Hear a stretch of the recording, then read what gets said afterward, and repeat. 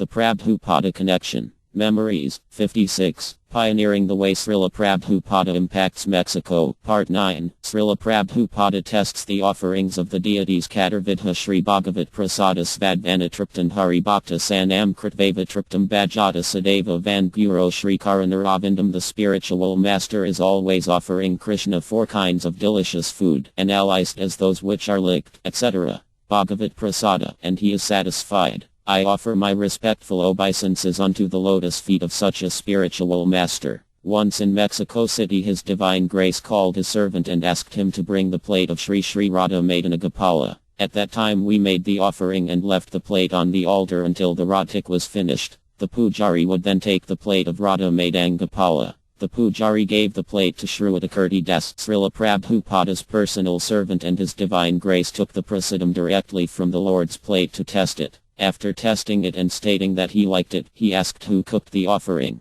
While this was going on, I went out with the 2 devotees, the sannyasa candidates. The reason being why they had asked me to accompany them was to show them where one could obtain bamboo rods to make a tridanda. Tridandas were required since Srila Prabhupada had agreed to initiate some brahmacharis into the order of sannyasa. Before going with them, I had to finish cooking the offering for their lordships. When we arrived back, a devotee came running towards me. He told me that His Holiness Hridyananda Swami, GBC Secretary for Mexico City, was looking for me. Immediately my mind wandered back to an incident that happened the day before. The incident was that His Holiness had asked for some kind of sauce, but I had stated that we did not have any. Because of his desire to please Srila Prabhupada, he became annoyed and chastised me, saying that he did not consider me fit to be in charge of the kitchen. So because of this incident, and also due to the fact that it was getting late, I tried to avoid him. This was to no avail as I met His Holiness on the stairs. He asked if I had cooked for the deities.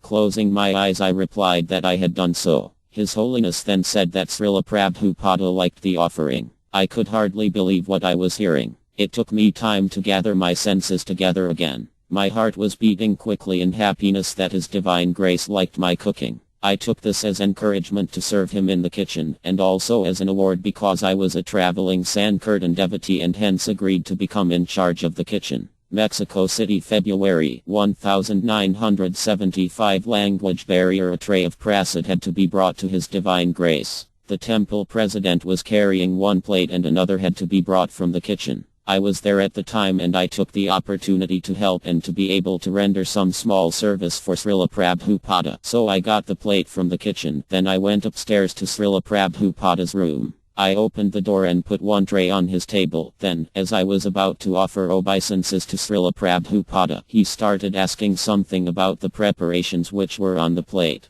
Because the temple president couldn't speak English, I started to explain to Srila Prabhupada the different kinds of preparations on the plate. When he asked what was in the onyx cup, I said it was coconut milk. He said coconut water and moved his head in his classic way, expressing that he liked that. After that he asked me who cooked all the preparations, and I answered Sriman Rohini Kumar Dasa. Knowing him from the early times and starting from New York in the 60s, he smiled and moved his head in approval. While the conversation was going on with all the questions between Srila Prabhupada and me, the other devotee was embarrassed because he could not understand what Srila Prabhupada was saying. He thought he was missing the opportunity to talk with His Divine Grace because of the language barrier. After the temple president and myself offered our obeisances and took leave from Srila Prabhupada, leaving him alone on our own prasad. When we got out of the room, out of frustration that he could not speak with Srila Prabhupada, the temple president started chastising me because I didn't offer my obeisances to Srila Prabhupada when I entered in the room, but I explained that after I put down the plate on the table and was about to offer my obeisances, His Divine Grace started asking questions, and I had to answer the questions without delay. He accepted this explanation and we offered obeisances to each other and felt very happy to be able to render some small service to His Divine Grace and to share some intimate moments with His Divine Grace before he took prasad. Mexico City Temple, February 1975. Rama Govinda Das R.G.